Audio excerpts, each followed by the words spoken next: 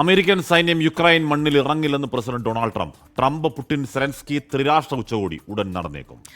ഹംഗറിയിലെ ബുഡാപെസ്റ്റിൽ ചർച്ച നടക്കാനുള്ള സാധ്യതയാണ് ഇപ്പോൾ തെളിഞ്ഞു വരുന്നത്. അമേരിക്കയിലെ ന്യൂജേഴ്സിയിൽ നിന്ന് മധു കൊട്ടാരക്കര നമുക്കൊപ്പം ചേരുകയാണ്. Madhu, good morning and good evening. ഇപ്പോൾ ഇന്നലെ വലിയ രീതിയിലുള്ള ചർച്ചകൾ നടന്നു. ഈ യുക്രൈൻ്റെ സുരക്ഷ, അതാണ് ഏറ്റവും പ്രധാനപ്പെട്ട കാര്യം. അപ്പോൾ സുരക്ഷ നൽകുമെന്ന് പറയുമ്പോഴും അമേരിക്കൻ സൈന്യം യുക്രൈൻ്റെ മണ്ണിൽ ഇറങ്ങുന്നില്ല എന്ന് ട്രംപ് വ്യക്തമാക്കുന്നു. എന്താണ് അദ്ദേഹം ഇതിലൂടെ പറയാൻ ആഗ്രഹിക്കുന്നത്?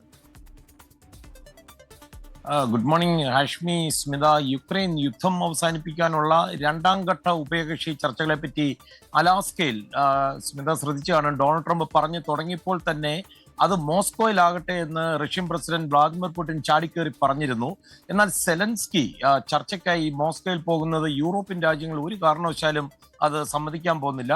അതേസമയം ഈ ട്രംപ്, പുടിൻ, സെലൻസ്കി ത്രികക്ഷി ഉച്ചകോടിക്ക് ബുദാപെസ്റ്റിന് സാധ്യത തെളിയുന്നതായിട്ടുള്ള സൂചനകളാണ് ഇപ്പോൾ വൈറ്റ് ഹൗസിൽ ലഭിക്കുന്നത്. ഇന്ന് ഡൊണാൾഡ് ട്രംപ് ഇത് സംബന്ധിച്ച് ഹംഗേറിയൻ പ്രൈം മിനിസ്റ്റർ വിക്ടർ ഓർബനുമായിട്ട് നീണ്ട ചർച്ച തന്നെ നടത്തിയിരുന്നു.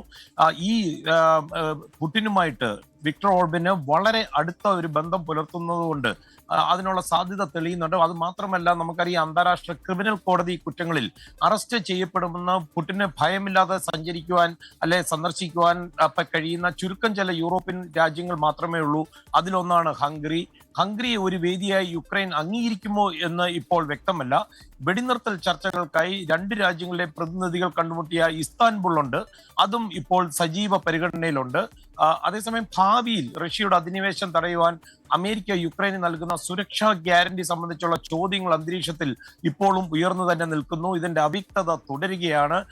ബൂട്ട്സ് ഓൺ ഗ്രൗണ്ട് അല്ലെങ്കിൽ യുക്രൈന്റെ മണ്ണിൽ US സൈന്യത്തെ വിന്യസിക്കില്ല എന്ന US പ്രസിഡന്റ് ഡൊണാൾഡ് ട്രംപ് ഇന്ന് തീർത്തു പറഞ്ഞിട്ടുണ്ട്.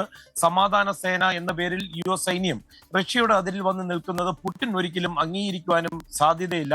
യുക്രൈന് സംരക്ഷണം നൽകുന്നത് വ്യോമ പ്രതിരോധ മാർഗങ്ങളുടെ ആകാനാണ് സാധ്യത. മിസൈൽ പ്രതിരോധ സംവിധാനങ്ങൾ അല്ലെങ്കിൽ ഒരു നോ ഫ്ലൈ സോൺ ക്രിയേറ്റ് ചെയ്തതിനു ശേഷം അവിടെ അമേരിക്കയുടെ യുദ്ധവിമാനങ്ങൾ ഒരുക്കുന്ന ഒരു പ്രതിരോധ സംവിധാനമായിരിക്കും അവർക്ക് നൽകുന്ന ഒരു ഗ്യാരണ്ടി. ഇങ്ങനെ പല ഓപ്ഷൻസും സാധ്യതകളുമാണെന്ന് ഇന്ന് white house press secretary Caroline Leavitt തന്നെ പറയുകയും ചെയ്തിട്ടുണ്ട്. സ്മിത, ഹാഷ്മി, നമ്മൾ അപ്പോൾ ഓക്കെ, അപ്പോൾ എന്ന് പറഞ്ഞാൽ അമേരിക്കൻ സൈന്യം യുക്രൈൻ മണ്ണിൽ ഇറങ്ങില്ല എന്ന് ഡൊണാൾഡ് ട്രംപ് ഉറപ്പിച്ച് പറയുകയാണ്. ഈ പറയുന്ന ചർച്ചകളൊക്കെ നടക്കുന്നുണ്ട്. സമാധാനം പുലരട്ടെ.